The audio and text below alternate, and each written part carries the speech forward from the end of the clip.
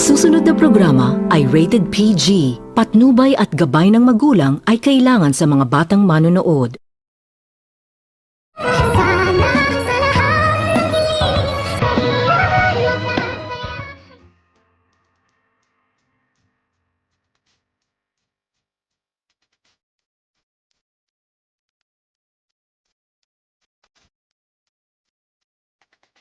Pagkatapos nitong isumbong na Madam Lotus kay Giselle at ipinakita nito kay Madam Lotus ang picture na tumutulong kay Moira, ay gulat naman din itong si Giselle nang kanyang makikita na ang tao pala na tumutulong kay Moira ay walang iba kundi itong si Dr. Carlos, kung kaya't agad naman din itong naisipan ni Giselle na idemanda itong si Dr. Carlos at nagtagumpay naman din itong si Giselle at napaikulong nito ni Giselle itong si Dr. Carlos sa kadahilanan na labis-labis naman din itong ikinatuwa ni Don Pipi ang katotohanan ng kanyang nalalaman ng pagkagising nito ni Don Pipi na nandoon na rin umano sa kulungan itong si Dr. Carlos at pati umano ang kanyang manugang na itong si Moira, sa kadahilanan na agad naman din itong binisita ni Don Pipi itong si Dr. Carlos at nang makarating na itong si Don Pipi sa presinto ay agad na itong nagtungo sa kulungan at dito nang makita na nito ni Don Pipi itong si Dr. Carlos ay hindi nito napigilan ni Don Pipi ang kanyang sarili at agad nitong dinuro-duro ni Don Pipi itong si Dr. Carlos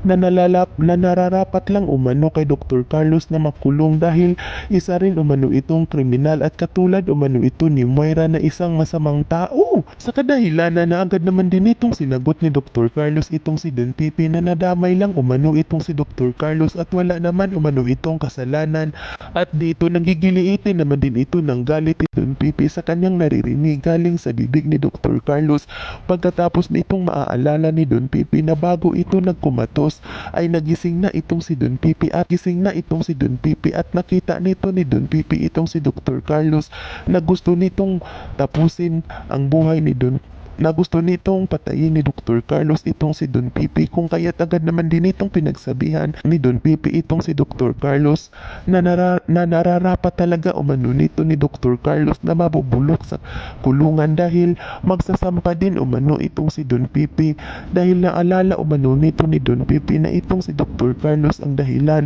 kung bakit umano siya nagkumatos dahil gusto umano nitong patayin ni Dr. Carlos itong si Don Pipi. Yan ay ating aabangan sa susunod pa na pangyayari sa kaganapang ito ng Abot Kamay na Pangarap. Huwag mong kalimutang isubscribe at i-hit ang notification bell ng aking channel